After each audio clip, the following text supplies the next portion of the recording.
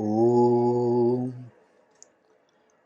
वन्दामहे महोर्दण्ड दोर्दण्डौ रघुनन्दनौ तेजो निर्जितमार्ताण्ड मण्डलौ लोकनन्दनौ. Valmiki is a poet par excellence. The poem which he has written is revered as an epic. It deserves every bit of praise it is getting from long time. But it is not simply a poem of good winning over evil.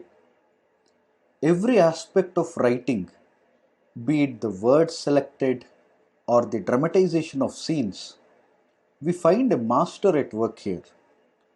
Every single element of Ramayana can be analyzed and appreciated for its beauty. At its heart, the storyline of Ramayana is quite straightforward. Rama was born to kill Ravana. How he did it is the flow of the story. Valmiki had many options to do that. He could have made Rama the king of Ayodhya and then he would go on to wage a war against Lanka and kill Ravana. Or Ravana could have attacked Ayodhya and in the battle Rama could have killed Ravana. That would have happened exactly that way except for the entry of Manthara. She provides the first turning point to the story. If she had not come to the poem, Rama would have become just one more king who destroyed his enemies. His bravery would have been celebrated, nevertheless, but we would not get to see the Rama we love for his adherence to Dharma. The next turning point is the sudden appearance of Shurpanaka. When Rama had nearly completed the exile and was about to start the journey back, Shurpanaka makes an entry. Because of her, the story moves forward.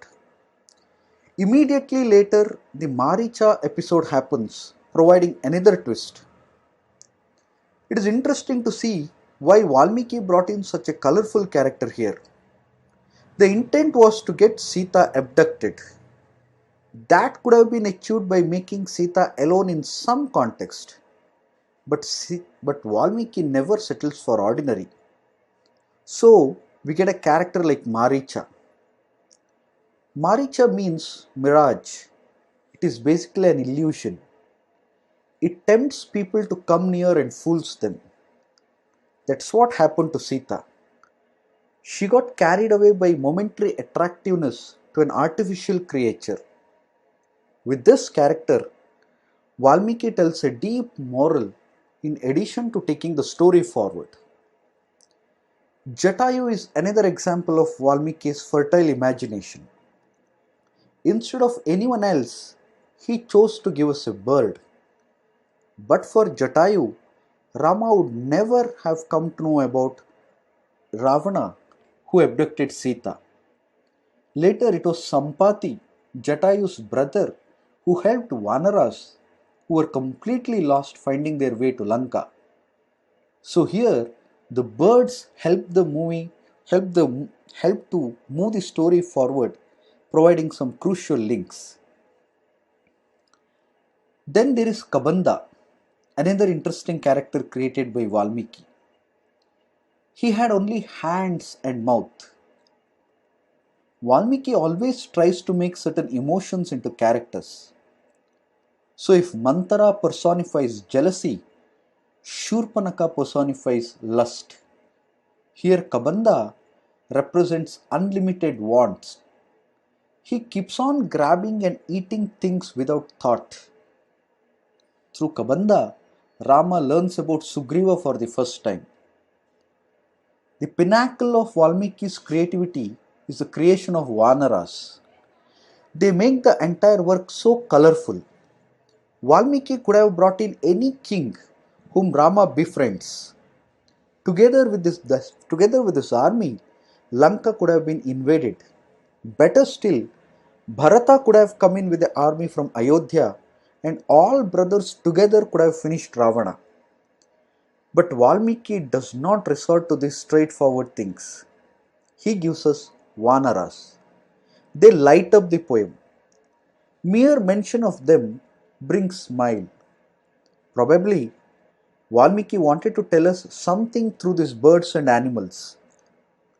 Human faculties are limited. We have covered up our weakness through our thinking. In the process, we tend to underestimate other creatures as weak. By helping Rama, the birds and animals demonstrated their usefulness. Valmiki probably wanted us to understand this lesson through these episodes.